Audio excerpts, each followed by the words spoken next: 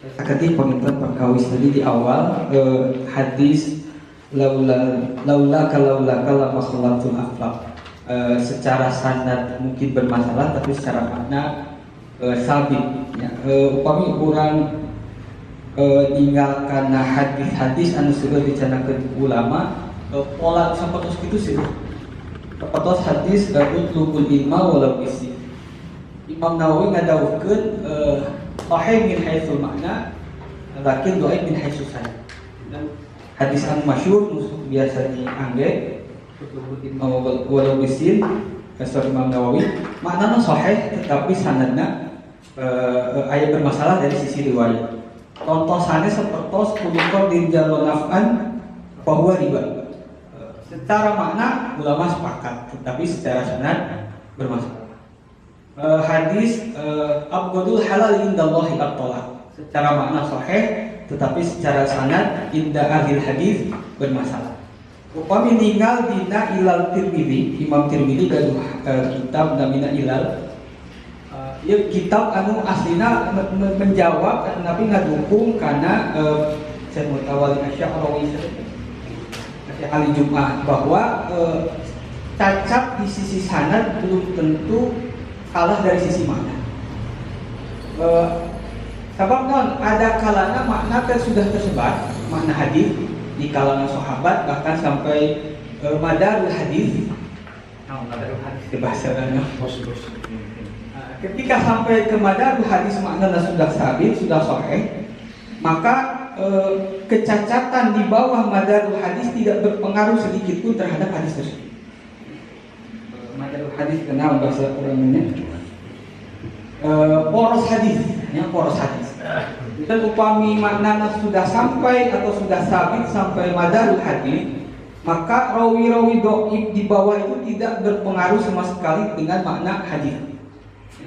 Makanya ada perbedaan peran antara ahlul hadis dengan ahli fikih. Ahlul hadis fokus memeriksa setiap jalan hadis. Ahlul fikih fokus istinbatul ahkam, istinbatul makna. Dan cacat menurut ahli hadis belum tentu cacat menurut fuqaha. Maka orang sering menekan fuqaha mengambil hadisnya dhaif. Bagi sebagian kalangan semua harus hadis sahih. Itu pasti akan sulit diterima. Tapi upami ningali karena tradisi para ulama, hadis dhaif itu dhaif min haitsu sanad menurut ahlul hadis, sebab tugas ahlul hadis mengecek setiap jalur hadis. Tapi tugas fuqaha itu istinbatul ahkam atau nabi namanya mengambil makna. Apakah ada perbedaan di sisi manhaj? Tidak ada yang berbeda. Hari ini kita jangan membeda-bedakan manhaj antara fuqaha dengan ahlul hadis. Yang berbeda adalah tujuan. Hari fuqaha tujuannya makna, istinbatul ahkam, hari ahlul hadis tujuannya isbatul rawi, isbatul marwi, yang menetapkan riwayat. Makanya Imam At-Tirmidzi di Najami Tirmidina seringkali hadis sahih lakin la yu'malu hadis. Hadis sahih tapi tidak ada ulama yang mengamalkan. Itu di Tirmidzi ayatnya. Bahkan Imam Tirmidzi menyebutkan beberapa hadis sahih tapi ulama tidak ada yang mengamalkan. Sebaliknya ada hadis dhaif, ulama mengamalkan. Artinya ketika ada ahli hadis mengatakan dhaif, ulama kaget. Artinya apa? Belum tentu dhaif secara sanad tetapi maknanya tidak diamalkan.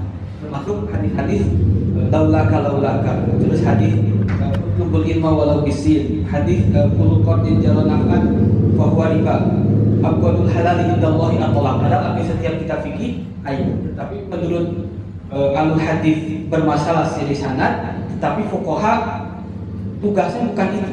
Fuqaha tugasnya mengambil makna istinbatul ahkam. Terus ketika penginten niatan karena beberapa hadis bagi orang luar itu dhaif diamalkan. Nah itu makanya pentingnya kita kalangan yang mempelajari hadis supaya kita tahu jalurnya, tahu cara menjawabnya, menjawab dengan yang selevel.